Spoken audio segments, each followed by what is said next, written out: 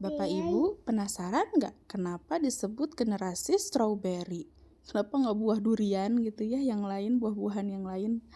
Coba kita lihat buah strawberry itu sangat rapuh ya Bapak Ibu, kalau kita pegang agak keras sedikit atau kita cengkram dengan kuat, maka dia akan apa? Akan hancur. Ya, begitupun dengan anak-anak kita. Dia itu kelihatannya mudah tertekan, ya, mudah stres dan yang lainnya. Apalagi sekarang kan ilmu psikologi itu sangat ngetren-ngetrennya gitu sekarang ya. Apalah itu anak mengetahui istilah depresi lah, apalah ya bahasa-bahasa psikologi. Yang anak ini menjadi self-diagnose gitu ya Bapak Ibu. Mendiagnosis sendiri, menerka-nerka sendiri dia itu masuknya ke penyakit apa gitu. Nah, sebetulnya untuk bisa mengkonfirmasi dia itu ada kelainan apa secara psikologi ya, itu perlu datang ke psikolog. Perlu melalui beberapa tes pengujian. Jadi tidak bisa lihat indikatornya apa langsung self-diagnose, langsung mendiagnosis diri sendiri. Dan lucunya lagi, ini dijadikan alasan untuk dia tidak mau berusaha lebih, alasan untuk dia tidak mau keluar dari zona nyaman, dan mereka ini menjadi anti terhadap kegagalan. Hidupnya itu gak mau gagal gitu ya Bapak Ibu. Kenapa? Karena ketika gagal mereka akan menghadapi perasaan yang disebut dengan kecewa. Padahal sebetulnya penting sekali diberikan suntikan kekecewaan. Karena suntikan kekecewaan ini akan membentuk kedewasaan. Anak yang pernah merasakan kecewa akan belajar menerima kenyataan, tidak memaksakan kehendak dia, dan dia paham bahwa kehidupan ini bukan hanya tentang dirinya saja. Dia paham kalau dia mau sukses perlu pengorbanan. Kalau mau ada suatu pencapaian perlu usaha. Dan selalu mengevaluasi. Tidak pernah merasa puas, tapi yang ada adalah bersyukur. Itu adalah sebagian kecil definisi dari kedewasaan. Seberapapun usianya, setinggi apapun pendidikannya, sebanyak apapun hartanya, sehebat apapun pencapaiannya, itu kembali lagi kepada tadi suntikan kekecewaan yang akan membentuk kedewasaan. Karena tidak menutup kemungkinan ketika anak-anak kita tidak diberikan suntikan kekecewaan, mungkin dia akan bertambah usianya tapi tidak dewasa. Mungkin dia akan menjadi orang yang S1, S2, S3, profesor bahkan ya, tapi pribadinya tidak dewasa. Mungkin dia akan jadi orang yang kaya tapi tidak dewasa. Mungkin dia adalah orang yang kelihatannya kayak yang sukses ya, pencapaiannya banyak, followernya banyak gitulah ya kata anak-anak muda mah, tapi tidak dewasa. Sehingga Bapak Ibu disadari tidak disadari kita sedang merekonstruksi definisi kecerdasan. Kecerdasan itu tidak hanya tentang intelektual, tentang pengetahuan, tentang berpikir, tentang logika, tentang untung dan rugi. Tapi juga kecerdasan itu ada yang disebut dengan EQ, emotional quotient. Kecerdasan emosional Bapak Ibu yang bersumber di heart atau hati. Bagaimana seorang anak atau seorang santri mengontrol emosinya.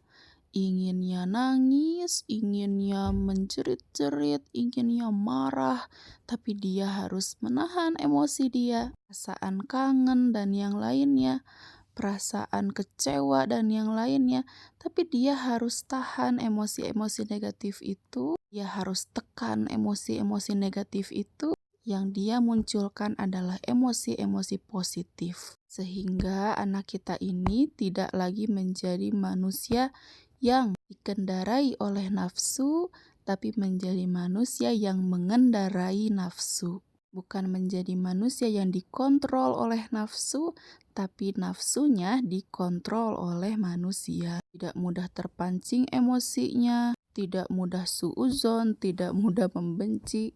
Anggur mah buktikeun kahadean, sina medal tina kasucian.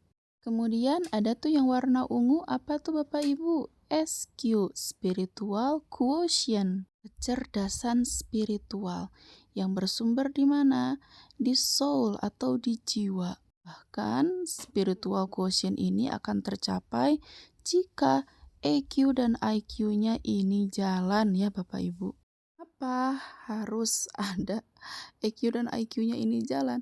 Karena seseorang yang spiritual quotient-nya ini tinggi, itu bisa memahami melalui logikanya dia, bisa menyeimbangkan emosinya dia, menerima kenyataan yang pahit, menerima sesuatu yang mungkin dia tidak inginkan. Dan ketika terjadi permasalahan-permasalahan hidup yang pahit itu, anak yang spiritual quotient-nya ini baik akan mencari hikmah di baliknya. Logikanya jalan, emosinya positif. Bahkan sesuatu yang tidak menimpa langsung kepada dia pun, dia bisa mengambil hikmahnya. Misal dia melihat teman-temannya mengalami permasalahan, dia bisa mengambil hikmahnya. Sehingga sebetulnya Bapak Ibu mungkin kita bisa simpulkan bahwa bernilai atau tidaknya kehidupan seseorang itu dilihat dari seberapa hikmah yang dia kumpulkan dari hidupnya dia atau dari kehidupan orang lain, dan seberapa banyak dia bisa merubah diri dia menjadi diri yang lebih baik lagi. Dan alhamdulillahnya di Pondok Pesantren Az-Zainiyah itu diseimbangkan. Untuk EQ-nya ada melalui proses di pondok. Untuk IQ-nya ada melalui pelajaran-pelajaran di sekolah maupun di kepesantrenan. Untuk SQ-nya ada melalui pengamalan thoriqoh. Jadi sekarang Bapak Ibu sudah sepakat ya, kecerdasan itu bukan hanya tentang nilai. Kecerdasan itu bukan hanya tentang ranking 1, ranking 2, ranking 3. Tapi kecerdasan itu banyak sekali Bapak Ibu ya, dari sisi emosinya, intelektualnya, bahkan spiritualnya itu seperti apa. Tinggal Bapak Ibu silahkan meramu dengan baik untuk meningkatkan ketiga kecerdasan ini itu bagaimana ya caranya. Dan slide selanjutnya adalah wali santri memberikan kesempatan kepada santri untuk berproses. Yuk Bapak Ibu, kita berikan kesempatan anak-anak kita berproses. Kita berikan kesempatan mereka belajar, kita berikan kesempatan mereka tumbuh dan berkembang. Jangan kita cut, jangan kita potong, jangan kita ambil kesempatan emas ini agar mereka bisa menjadi pribadi yang sebenar-benarnya yang Allah inginkan. Biarkan mereka mendapatkan suntikan kekecewaan demi masa depan mereka yang dewasa. Karena pada hakikatnya Bapak Ibu, Allah mendidik hambanya melalui berbagai fenomena permasalahan dalam kehidupan. Allah akan berikan hikmah-hikmah yang akan ditemukan oleh anak kita dari berbagai fenomena yang ada dalam kehidupan dia. Tidak terbatas dalam satu kelas, tidak terbatas dalam satu tempat pengajian, tapi dalam kehidupannya dia. Jadi memang yang penting dalam pondok pesantren itu apa sih? Bukan hanya tentang ilmunya, tapi tentang pengalamannya. Mana anak mengalami ternyata hidup bukan hanya sendiri, ada teman-teman yang banyak, sifatnya pada beda-beda. Bagaimana anak harus mengikuti peraturan yang ada. Karena tentu Allah pun menciptakan alam ini dengan peraturan ya. Bahkan Islam itu sendiri pun ada aturannya. Terus kita berikan pemahaman di balik semua pelajaran yang ada dalam kehidupan ini. Sehingga anak itu menjadi orang yang memahami, bukan orang yang melalui saja. Dan apa yang dialami oleh anak ini menjadi sangat berharga. Tidak ada yang sia-sia, tidak ada yang mubazir gitu ya, mubazir hikmah gitu ya.